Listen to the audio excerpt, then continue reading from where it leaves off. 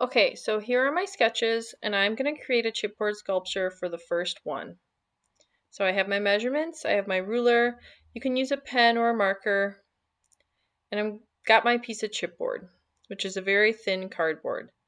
I like to use the straight edges that are already on the chipboard. So since the bottom is straight, that's where I'm going to start. And I know I want the bottom of that large triangle to be 6 inches, so I'll mark it. And then I mark my middle point, which is 3 inches. From that middle point, I will draw a vertical line that is parallel to the edge of the chipboard, and then I will connect my other 2 points to create my triangle. I do this so that I do not end up with a triangle that is wider on one side than the other. By drawing in that middle point, I know I have a triangle that is even. So without using up extra space, I'm going to create my smaller triangles right next to the larger one. So 3 inches across the bottom, I mark 1.5 inches for the middle point. I will again draw my vertical line up, but not as far, and then connect my point to my 1-inch mark and my 3-inch mark.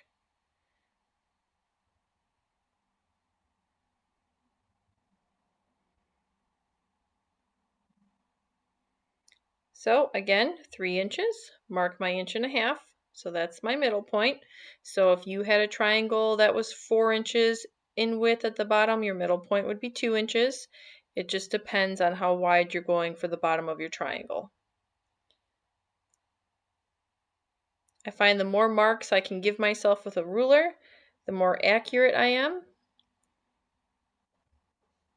Same 3 inches, 1.5 inches. Draw my vertical line. Make sure that ruler is parallel to the edge of the chipboard so your line is truly vertical and not accidentally on an angle. And now I have all of my pieces. And I've used just the bottom part of the chipboard, so I've saved a lot of chipboard. You don't want to start off in the middle, especially if you have straight edges. The corners of your chipboard are great for things like squares because you already have 2 perfectly straight edges. I'm going to cut out my shapes.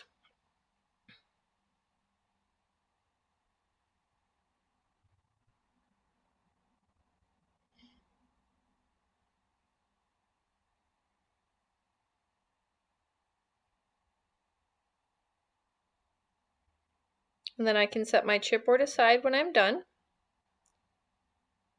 Any regular pair of scissors should work just fine for this assignment. The chipboard is very thin, so it shouldn't give you issues. And so you can see in my sketch that these forms curve. So I need to do that with my chipboard. So I'll just spend some time kind of bending it, manipulating it, and trying to get it to match the curve I have sketched. And so I can kind of play around with the placement. Remember, I'm giving the illusion that these are piercing through the larger triangle, so that's why I'm cutting the tip off, and I will tape that on later. You can use yellow tape, you can use clear tape, whatever tape you have available. You are physically going to tape your sculpture together, just enough to hold those pieces.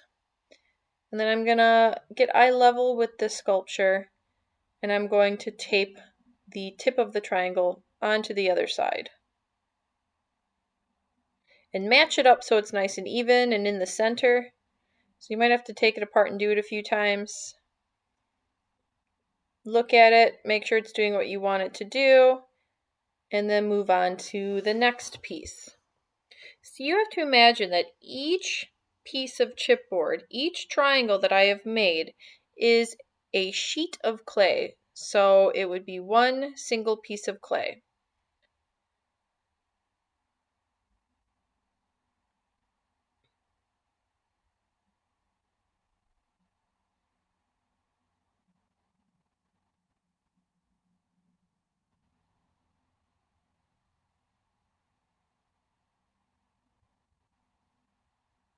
And now if you were to build this in clay, You would probably know by now that soft, fresh sheets of clay would have a very difficult time standing up on their own, where this chipboard sculpture is standing up just fine.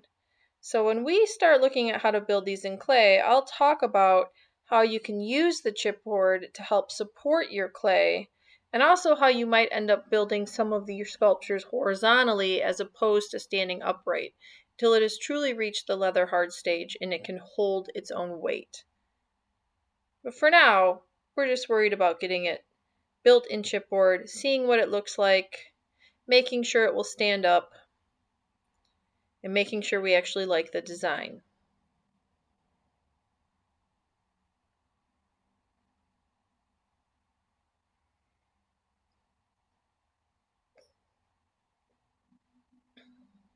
So now I can see it on the table. I can make changes if I want to. I can adjust things.